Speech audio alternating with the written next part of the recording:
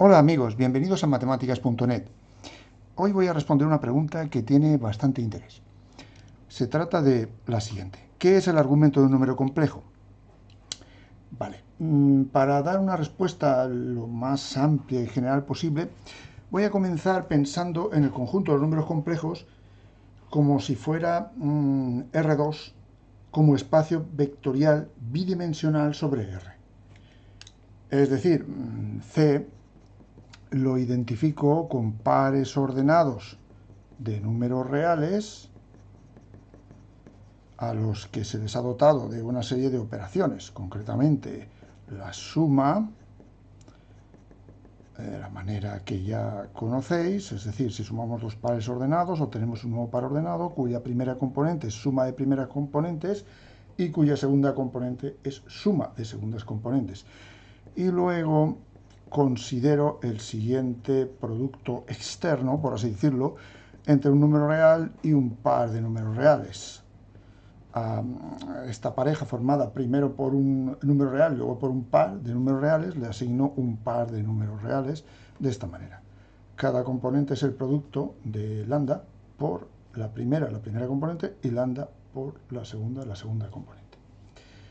Bien, aquí no hay ninguna diferencia entonces entre R2 y C a nivel de estructura de espacio vectorial. Cabe señalar que también C se puede considerar como espacio vectorial sobre C, y eso ya es otro cantar, es algo muy distinto. Sobre todo tiene que ver luego con la idea de la diferenciación, la derivada a nivel complejo, etcétera, etcétera. No entro en eso. Como digo, me interesa responder a esta pregunta y de momento considero C como espacio vectorial bidimensional sobre R con estas operaciones. Vale, pues ya sabéis que a los elementos de un espacio vectorial les llamamos vectores. Si tuviéramos una estructura afín sobre R2, tendríamos una estructura afín sobre C. Al fin y al cabo lo que estoy diciendo es que voy a tomar un punto que voy a señalar como importante y luego dos rectas perpendiculares que voy a señalar como ejes para poder ubicar entonces cada vector aquí, en este plano. Así, si tuviera el vector u definido por este par de números reales, pues esto lo consideraría como un vector libre. Entonces podría estar aquí, acá, acá, ¿vale? Sin embargo, tendría un representante que tendría un origen en el punto distinguido, que llamamos origen, y un extremo en el punto xy. Este punto xy se suele llamar el afijo del número complejo z, ¿vale? Dado por xy. Bien, esa es una manera de ubicar este vector en concreto y, claro, incidentalmente ese punto.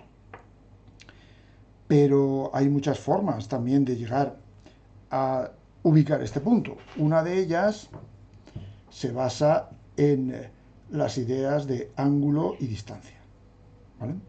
La distancia que hay entre el origen y el punto xy es lo que llamamos el módulo de z. Y ya sabéis cómo es. X cuadrado más y cuadrado raíz cuadrada. O bien z por z conjugado elevado a un medio. Se entiende que esta raíz cuadrada es la raíz aritmética.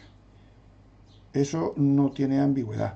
Y pues en general no hay ningún problema para números complejos que sean diferentes de cero, es decir, que no sean el propio origen, ¿vale? En el propio origen ya sabéis que el módulo da cero y en ningún otro daría cero. Este punto es especial a la hora de ubicarlo. Bueno, pues hay muchos vectores que tendrían el mismo módulo, concretamente, ya veis, serían justamente los situados sobre esta circunferencia, ¿no? En este caso, ¿cómo podemos distinguir a este de todos los demás vectores que hay aquí? Pues por el ángulo. Pero también hay muchas maneras de determinar el ángulo. La más común es tomar este eje que llamamos semieje positivo de abscisas como punto de partida para medir el ángulo, ¿vale? Y luego pues avanzamos en sentido antihorario hasta llegar. Este ángulo θ lo llamamos un argumento o ángulo del complejo z. ¿Y por qué? Bueno, le llamamos así porque hay muchos. Para poder ubicar este punto es evidente que también podría haber tomado este ángulo, dar la vuelta completa, casi completa, en sentido contrario, en sentido horario, y llegar ahí. O coger este y seguir dando vueltas, una vuelta completa y volver a llegar ahí, ¿vale? O sea, hay muchas formas de hacerlo. Así que para evitar esa gran ambigüedad, lo que hacemos es elegir un argumento que llamamos principal y que ubicamos normalmente entre menos pi y pi, sin ser menos pi y pudiendo ser pi. De esa forma, este vector tendría asociado este ángulo. No este porque pasaría de menos pi, ¿vale? Ni tampoco este porque pasaría de pi. ¿De acuerdo? Si estuviera, por ejemplo, aquí, el vector le asociaríamos pi, pero no menos pi, ¿vale? Ya que lo he elegido así. Cabe decir que esto es un convenio, porque también es verdad que en ocasiones se toma así. Se puede ser menos pi sin ser pi, pero bueno, normalmente lo tomaré de esta forma. Si ese es el argumento principal, es muy fácil ver que el argumento en general de z será el argumento principal más 2kpi, siendo k un entero.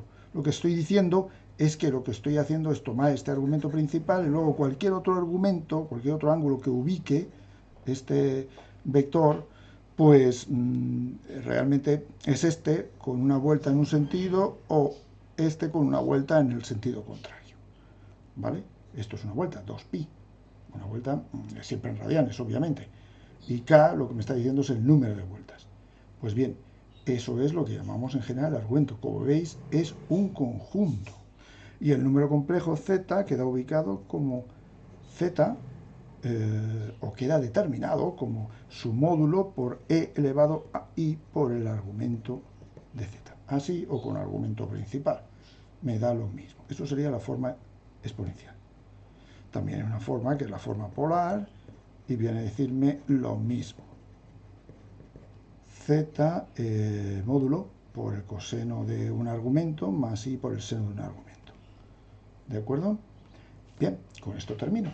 Espero haberos aclarado estas dudas. Y si estos vídeos os interesan, os animo a suscribiros.